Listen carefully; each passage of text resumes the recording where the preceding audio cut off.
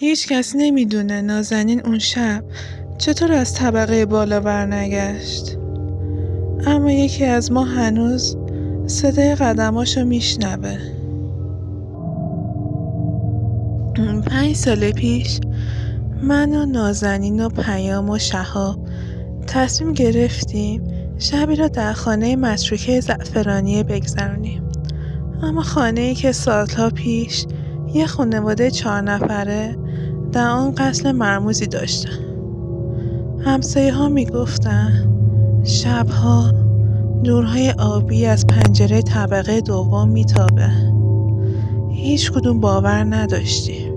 شایدم داشتیم، اما کنجکاوی بیشتر از ترسمون بود.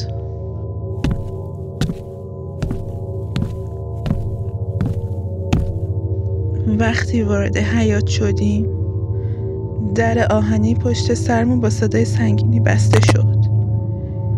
انگار کسی از داخل بستش.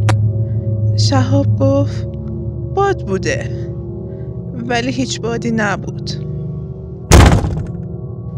از همان لحظه حس کردم سایه پشت در ایستاده و ما رو نگاه میکنه. داخل خونه بوی نم عجیبی داشت. راه تاریک بود. نور موبایلامون هر چند ثانیه یک بار کم نور می شدن. صدای آرامی از دیوار می اومد. زمزمه های نامفهوم، شبیه چند نفر که زیر لب با هم صحبت می کردن. وقتی وارد اولین اتاق شدیم همه چی خالی بود جز یک نوشته روی دیوار. نوشته بود 4 نفر وارد میشن، ولی همیشه یکی کم میمونه. همون لحظه نور آبی سردی از سقف رد شد، مثل سایه یک نفر که با سرعت از بالای سرمون گذشت. من حس کردم چیزی از کنارم رد شد. گرمی و سردی و مچوبی که پوستم رو میسوزوند. نازنین عقب رفت. گفت این واقعی نیست، درسته؟ پیام سعی کرد بخنده، اما لرزش صداش لوش داد. صدای خنده یه بچه از انتهای راه رو پیچید. نه طبیعی بود نه انسانی. سایه ها روی دیوار کش اومدن، مثل موجوداتی نیمه شفاف. هر لحظه به ما نزدیکتر می شدن. وقتی وارد اتاق دوم شدیم در پشت سرمون بسته شد، محکم. هیچ کدوم نزدیکش نبودیم. سایه‌ای پشت در دیده می شد. شکل آدمیزاد نداشت. هر لحظه بزرگتر می شد. ناگهان صدای زمزمه و خنده با هم ترکیب شد. انگار خونه خودش داشت حرف می زد. نازنین ناگهان ایستاد. چشماش مات شد. قبل از اینکه واکنشی نشون بده بیهوش افتاد روی زمین. وقتی بلندش کردیم چشماش نیمه باز بود، اما سفید. لبهاش تکون میخورد. انگار با کسی حرف میزد. صدای زمزمه‌ای از دهانش بیرون میومد که صدای خودش نبود. شهاب گفت بیاین از اینجا بریم بیرون الان. اما وقتی برگشتیم تازه فهمیدیم که دیگه 4 نفر نیستیم. سایه ها از گوشه دیوارها، سقف و زمین ما رو محاصره کرده بودن. صدای زمزمه ها واضح تر شد که می گفت یکی باید بمونه، یکی باید بمونه. نازنین با صدایی که از خودش نبود گفت زود انتخاب کنید، دیر بشه خود خونه انتخاب میکنه. بدنم خوش شد. پیام قدمی عقب رفت. سایه ها حرکت کردن، انگار قدمهایشون رو تقلید میکردن. نور موبایلمون یک بار خاموش شد. تاریکی کامل. صدای خنده همون بچه دوباره اومد، خیلی نزدیک. حس کردم چیزی پشت گوشم نفس میکشه. ناگهان نور موبایل پیام دوباره روشن شد، با دوربین سلفی.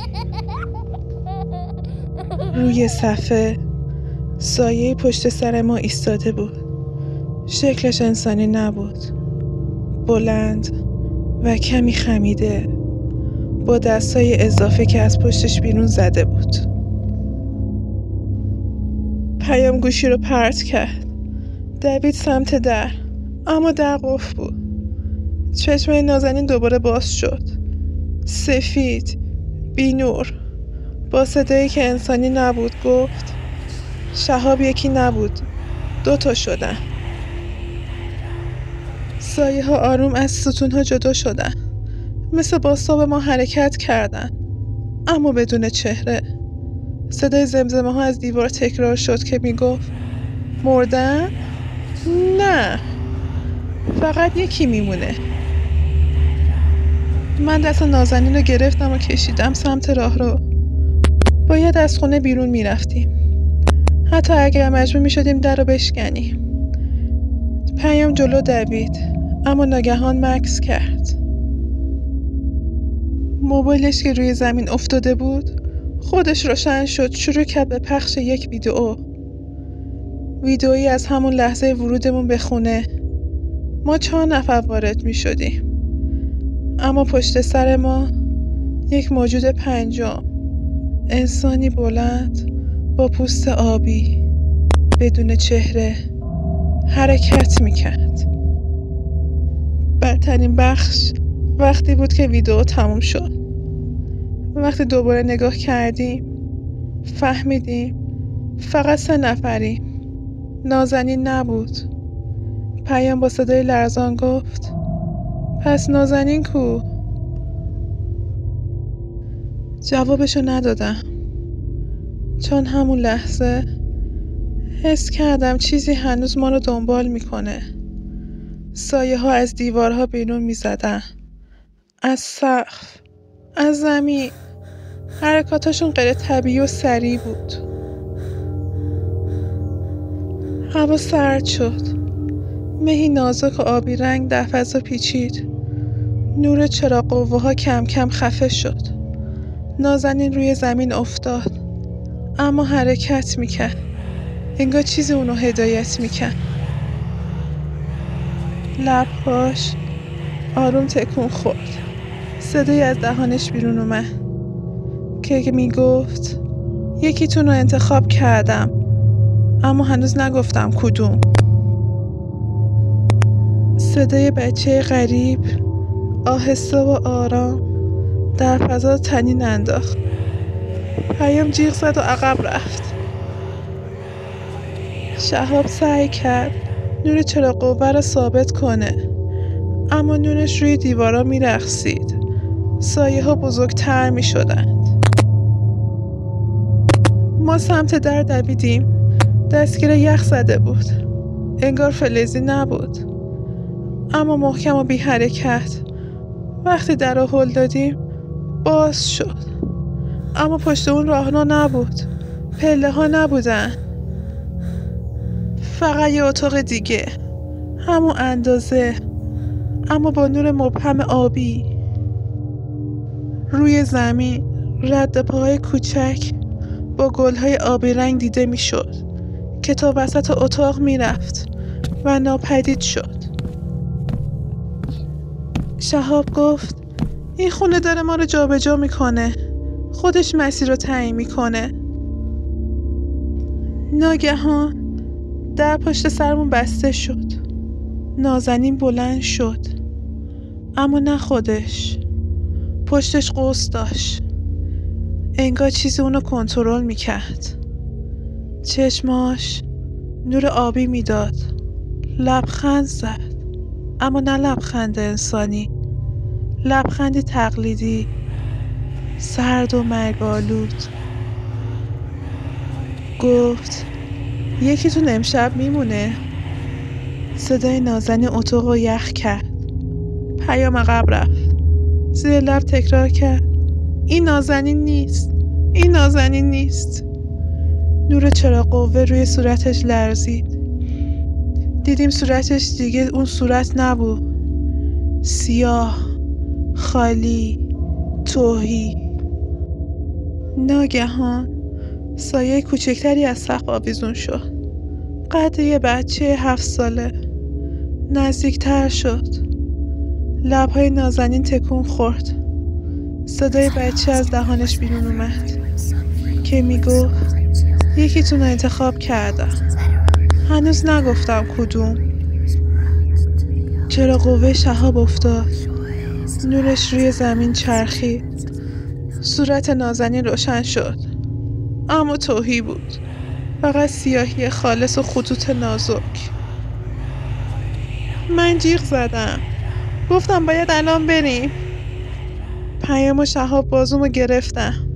به سمت در دویدیم، اما دیوارا کش اومدن. سقف پایین اومد. زمین موج داشت. خانه مثل یه موجود زنده ما رو نگه داشته بود. باد سردی از پشت سرم عبور کرد.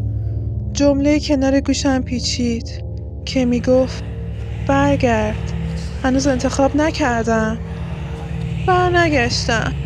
میدونستم اگه برگردم همه چیز تموم میشه. شهاب خودشو انداخت. شکاف کوچیکی ایجاد کرد. هر ستای ما از همون شکاف پریدیم بیرون. پایین پله ها افتادیم. نفس میزدیم. قلبمون مثل پتک میکوبید. در ورودی خونه باز بود. دویدیم بیرون. همونجا وایستادیم. خونه دیگه پشت سرمون وجود نداشت. نه آجر، نه پنجره، نه خاک، نه در. فقط یه زمین خالی، صاف. انگار هیچ وقت چیزی اونجا نبوده و ما 3 نفر بودیم. موبایل من خود به خود روشن شد. روی صفحه عکس ما 4 نفر بود، اما نازنین هیچ سایه‌ای نداشت. یعنی از همان لحظه ورود اون انتخاب شده بود. صدای آرام یک بچه شنیده شد که میگفت هنوز که 3 تا شدین، ولی هر سال یکیتون کم میشه. نور آبی کمسو ظاهر شد و محو شد. اون شب فهمیدیم بعضی درها نباید باز بشن، حتی اگر فقط کمی باز باشن. خونه زعفرونیه دیگه وجود نداره، اما سایه هاش هنوز دنبال ما میاد.